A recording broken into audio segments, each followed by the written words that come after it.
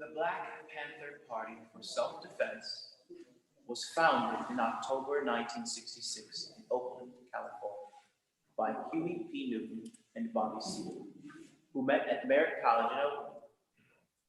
It was a revolutionary organization with an ideology of Black nationalism, socialism, and armed self-defense, particularly against police brutality.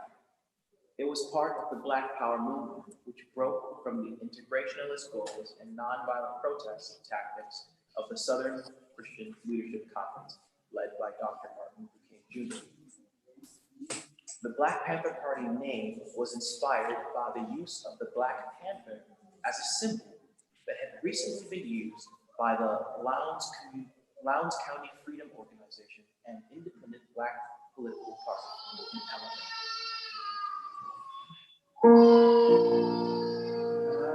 Determined to fight for freedom, yes I am.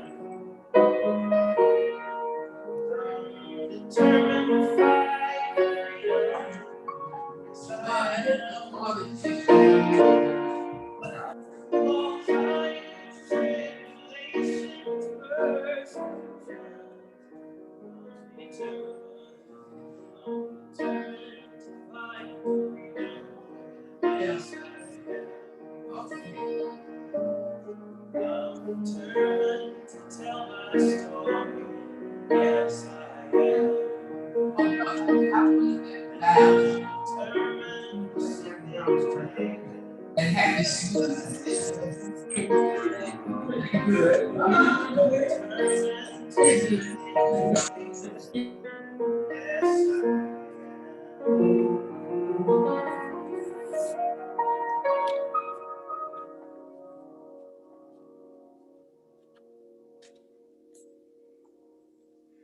The Black Panther Party's philosophy was influenced by the speeches of Malcolm X, of the Nation of Islam, the teachings of Chairman Mao Zedong, of the Communist Party of China, and the anti-colonialist book, The Wretched of the Earth, Les Domaines de la Terre, 1961, by the magnificent psychiatrist Frantz Fanon. The Black Panther Party's practice of armed self-defense was influenced by African-American activist Robert Williams, who advocated this practice against anti-Black aggression by the Ku Klux Klan in his book, Negroes with Guns, 1962. Newton and Seale canvassed their community, asking residents about issues of concern. They compiled the responses and created the 10-point platform and program that served as the foundation of the Black Panther Party. The 10 points are: we want freedom. We want power to determine the destiny of our Black community. We want full employment of our people. We want an end to the robbery and the capitalism of our Black community. We want decent housing, fit for shelter of human beings. We want education for the people that exposes the true nature of this decadent American society. We want education that teaches us our true history and our role in the present day society. We want all Black men to be exempt from military service. We want an immediate end to police brutality and murder of Black people. We want freedom for all Black men held in federal, state, county, and city prisons and jails. We want all Black people, when brought to trial, to be tried in court by a jury of their peer group or people from their Black communities as defined by the Constitution of the United States. We want land, bread, housing, education, clothing, justice, and peace. The Black Panther Party, founded on October 15th, 1966.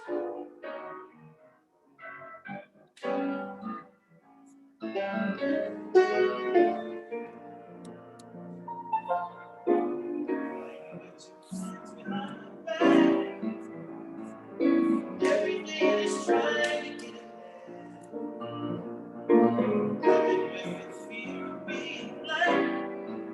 Try not to wind up alone there.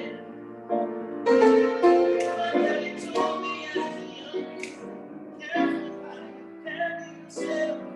Just might save your life one day. But now that I'm older, the world is getting colder. I just don't know what to say. They will make no hatred cease till we finally reach no justice, no peace. As long as my people get murdered by police, no justice, no peace. I had to learn to think the way you do. No concern for those of different colors. Is it something someone taught to you? You're never born to hate your brother. Not to try to what you believe. My people come from kings and queens. All your blood runs from brothers. The terrorism can keep us down. Coming to collect my crown. There is nothing left to say. Oh, till the day your hatred cease. Till we found the needs, no justice, no peace. And as long as my people get come down, no justice, no peace.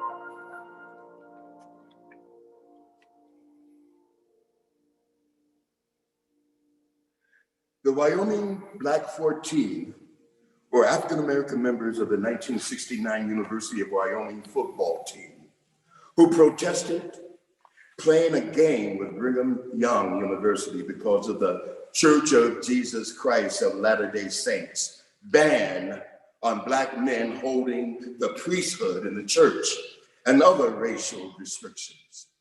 The priesthood ban applied exclusively to men of African descent.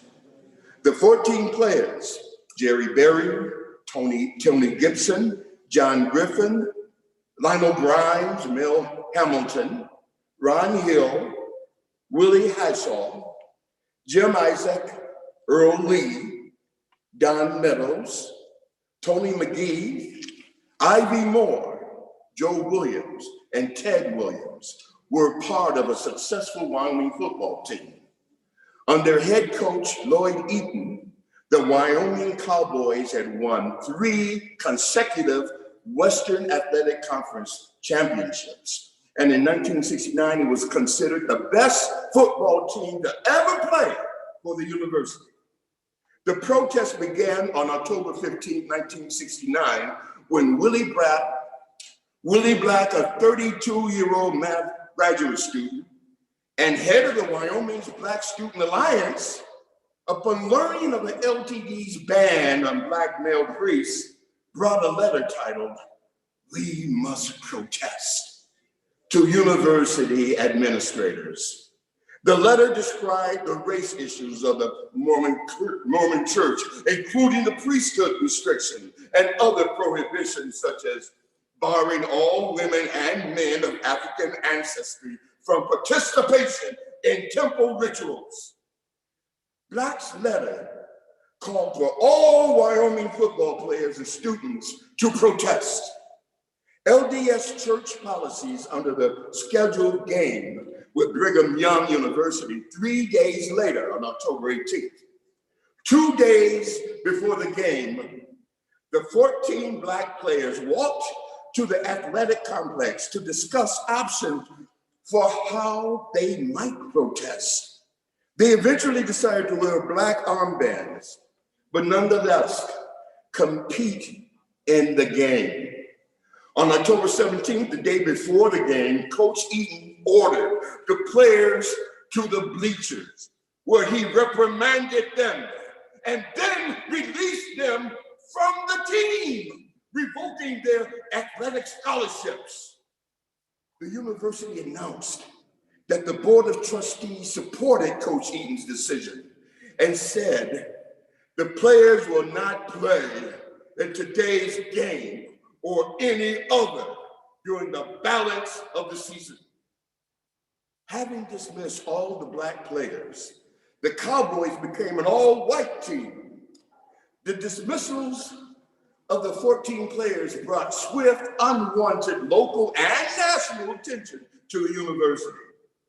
First, the University of Wyoming Student Senate passed a resolution which said in part, the actions of Coach Eaton and the Board of Trustees were not only uncompromising, but unjust and totally wrong.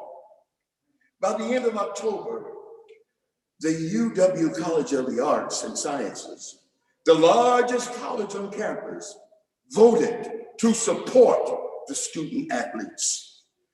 The major networks, ABC, CBS, and NBC, all covered the story, as did Sports Illustrated.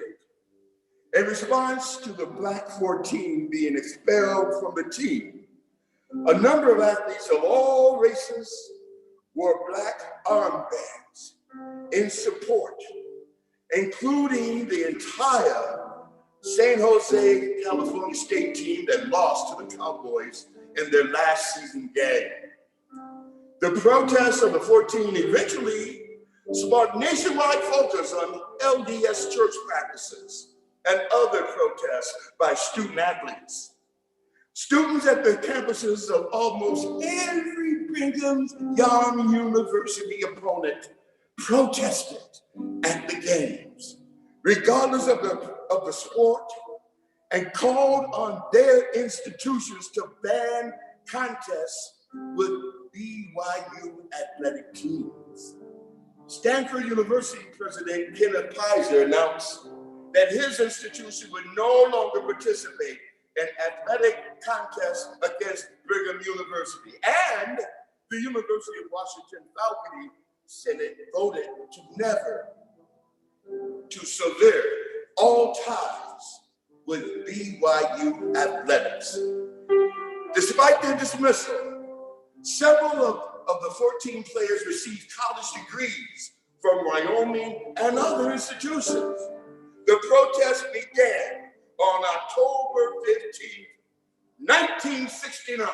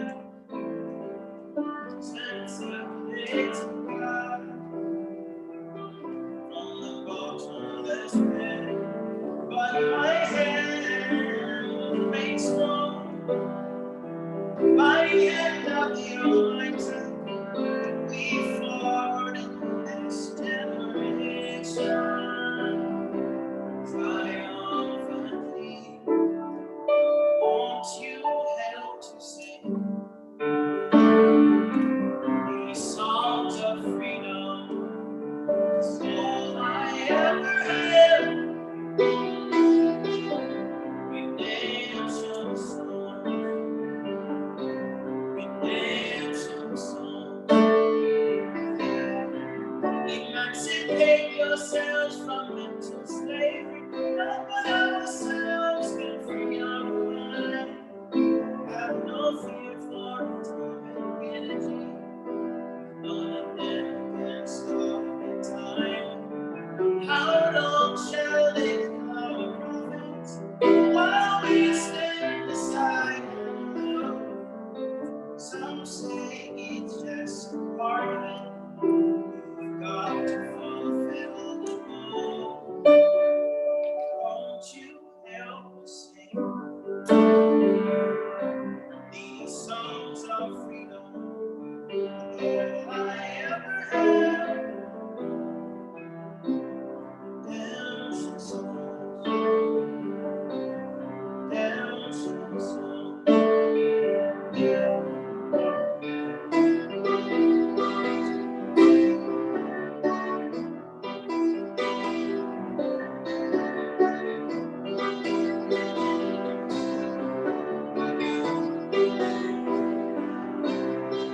Emancipate yourselves from mental slavery. Not let ourselves can free our mind. Have no fear for atomic energy. None of them can stop the time. How long shall they kill our prophets while we stand beside and look? Some say it's just a part of it. You've got to fulfill the law. Won't you help to sing these songs of freedom? It's all I ever had. Redemption song, redemption song, songs of freedom.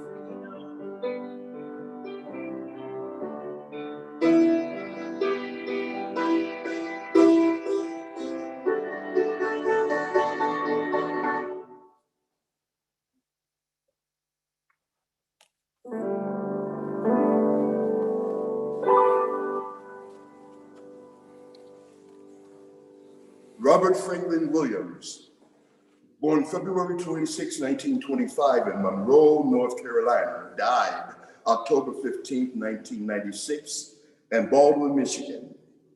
He was an American civil rights leader, known for taking a militant stance against racism decades before the Black Panther Party and Black nationalist movements of the late 60s and early 70s, adopted similar philosophies.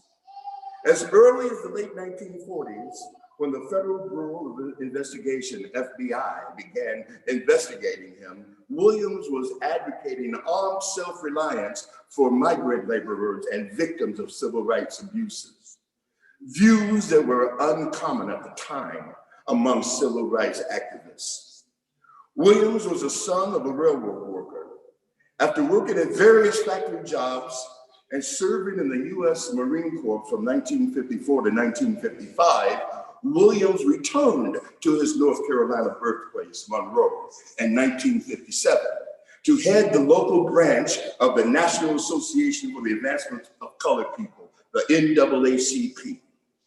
Biographers say that the first thing Williams saw when he got off the bus in his hometown was the police chief of Monroe, Jesse Helms Sr., the father of the future U.S. Senator Jesse Helms Jr., beating a Black woman. Williams later called for a defining moment. He called that the defining moment of his life.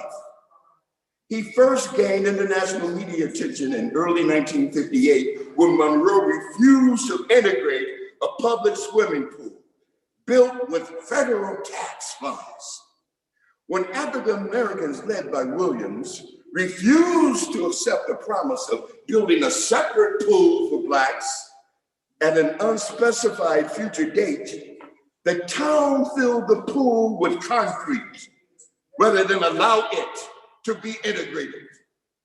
In October 1958, Williams advocated on behalf of two African-American boys, aged 7 and 9, who were charged with rape and jailed after the 9-year-old reportedly allowed a 6-year-old white girl to kiss him on the cheek.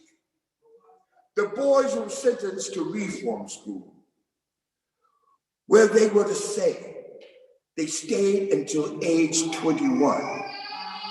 With Williams' intervention, they were released after 4 months.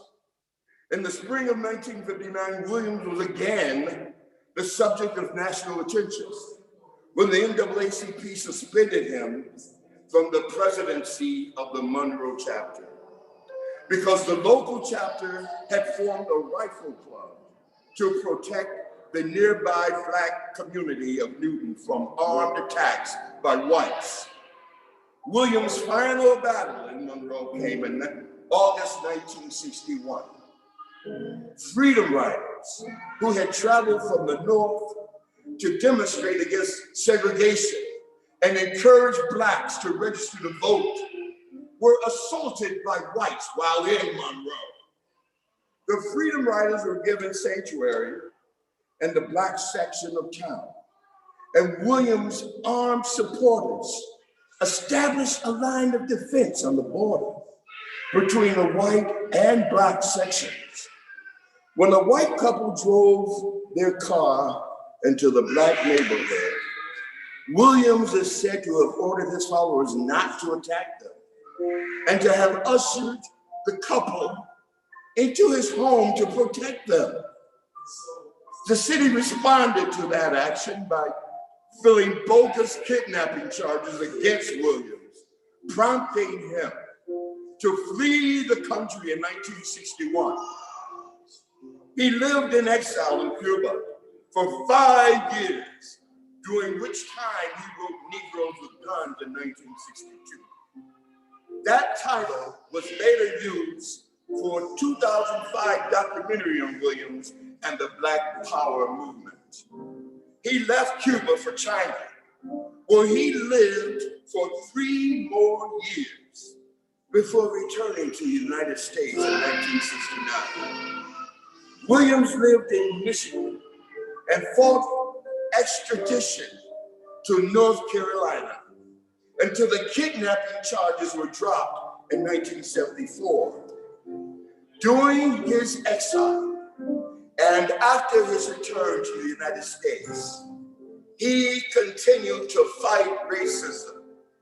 He and his wife Mabel published the militant journal Crusader and broadcast a radio program called Radio Free Dixie.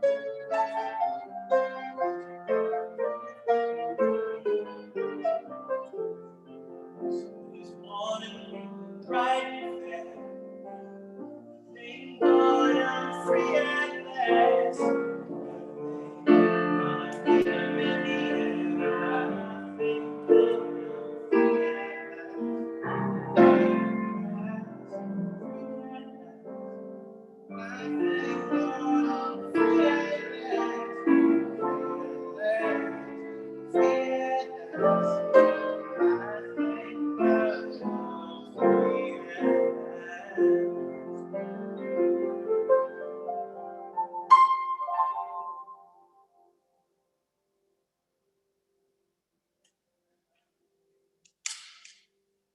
Brown was an abolitionist who took direct action to free slaves by force.